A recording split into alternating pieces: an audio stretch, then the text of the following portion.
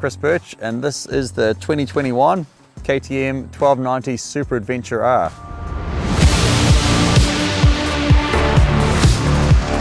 I absolutely love riding these big bikes. It's a huge honour and a real excited that KTM have sent this bike down here to New Zealand for me to play around with it and give you guys my impressions of what this new bike's like to ride.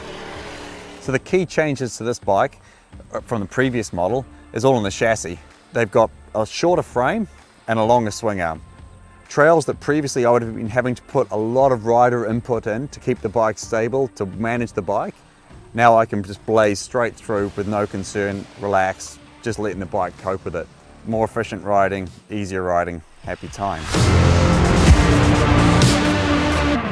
So that lower weight, the bike still turns really well. I can notice it more on the street, to be honest. So on the windy backcountry mountain roads, the bike flicks between the corners with less rider input and a lot quicker than the previous model.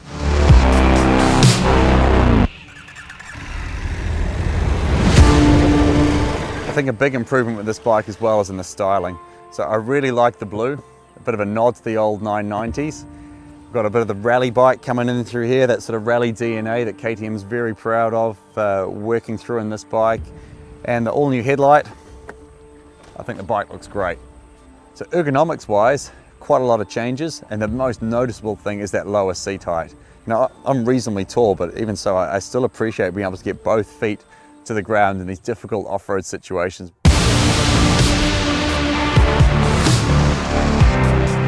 So a big improvement I noticed was in the suspension. So the bike hasn't lost any of its compliancy. It's still that nice, smooth, easy ride that we need for covering big ground on adventure bikes. But the new bike has a lot more in reserve. So when the terrain gets difficult, when I'm hitting those big bumps, jumps, that sort of stuff, the bike's not bottoming out.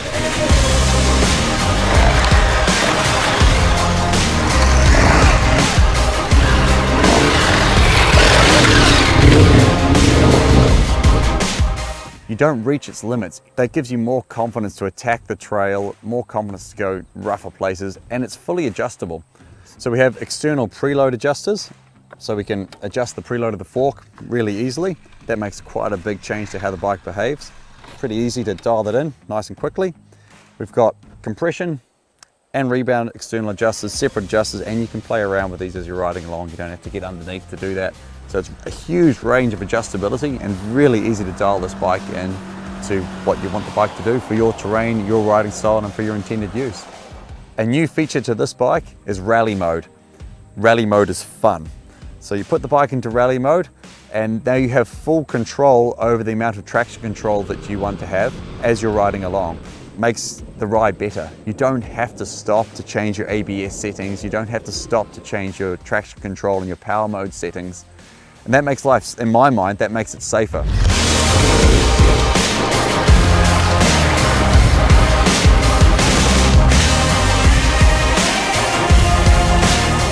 KTM obviously worked really hard on moving the heat away from the rider. So it's a new split radiator, and the heat travels straight through the radiator, straight out the side of the bike, rather than traveling through the bike. So that heat from the radiators, not only is it not heating the engine and warming up the whole bike, it's not warming up the rider, it's going around you, not straight into you.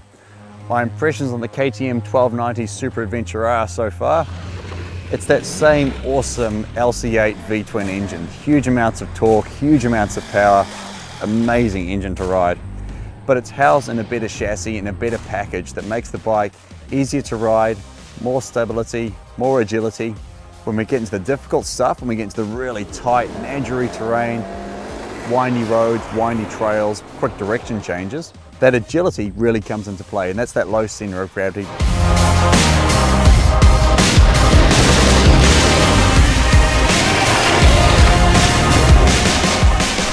It's just easier to ride. That makes the bike more accessible to a greater range of riders and allows experienced riders to go to places they previously wouldn't have imagined.